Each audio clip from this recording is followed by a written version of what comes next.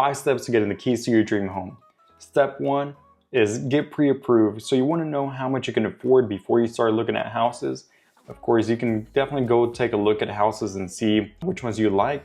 However, if you don't know how much you can afford, maybe you're looking at a house that you really love and then it's something you want to put an offer in, you want to make sure that you have your pre-approval letter ready.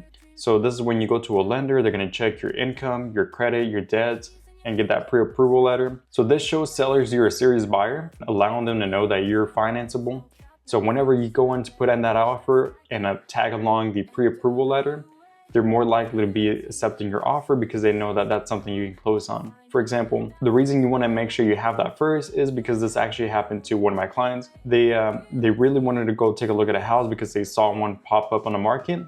However, they didn't have a pre-approval letter. They haven't talked to a lender yet, so they went ahead and started the process after they found a house that they liked. And then once they were getting the process of financing, that house actually went under contract with someone else because they already had a pre-approval letter ready. So they unfortunately lost the house that they wanted. But fortunately, we were able to help them find a house that they really love. So we were able to help out on that aspect. But that's one of the reasons you want to make sure you have your pre-approval letter before you start looking at houses to make sure that you don't lose any opportunities on any homes that you definitely like. So step 2 is going to be finding the perfect home. So once you have your pre-approval letter, you're going to start doing the fun part. This is where you go house hunting and you'll check for homes that fit your budget and everything on your wish list. So I'll help you compare the options, whether it's a resale home or a new construction, with buyer incentives so that you can actually get help on buying down your interest rate, or you can get credits to help you with your closing costs. So these are options that maybe we can navigate through resale homes and new construction options as well.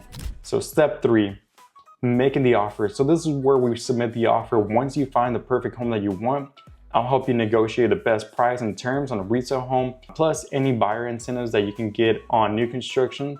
That's where we help you out on saving costs. And step 4 is going to be getting the appraisal and the inspection. So once you get an offer accepted by a seller, you want to go and do an inspection. So that's very important. You want to make sure that you don't skip the inspection. The reason is because the inspection allows you to send out a professional to check the condition of the property to make sure there's nothing wrong with the roofs, the plumbing, the electrical, foundation, basically the important parts of the home. Maybe things that you can't see through the naked eye, but you want to make sure a professional can go out there and take a look at the condition of the home. So one good example is I helped one of my buyers that got their home. They sent an inspection. There's things that maybe we can see ourselves. So once we got the inspection report and it came back, we found out that the roof had wind damage and hail damage. So that's something that we were able to negotiate during the inspection period and let them know that we need a new roof on the house. We also found some electrical things that needed to be done as well, so that we were able to negotiate that part as well to make sure that they can fix that without any additional cost.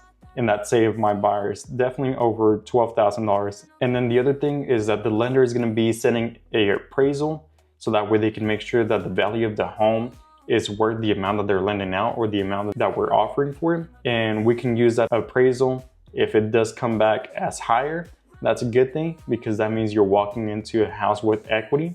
If it comes down as lower than what we offered, then we can take that appraisal and go and renegotiate it with the seller so that we can bring that price down to make sure that it's at least what we're offering or what it appraised for. And I'll guide you through every step so that way you don't have to feel overwhelmed or any questions that you guys may have. I'm more than happy to help out in any part that we can. And then step 5, that's going to be the closing date. So that's the final part where we go to the closing, the title company. You'll sign all the documents required to be able to get the keys to your home and officially become a homeowner. So that's it. Buying a home doesn't have to be difficult or confusing.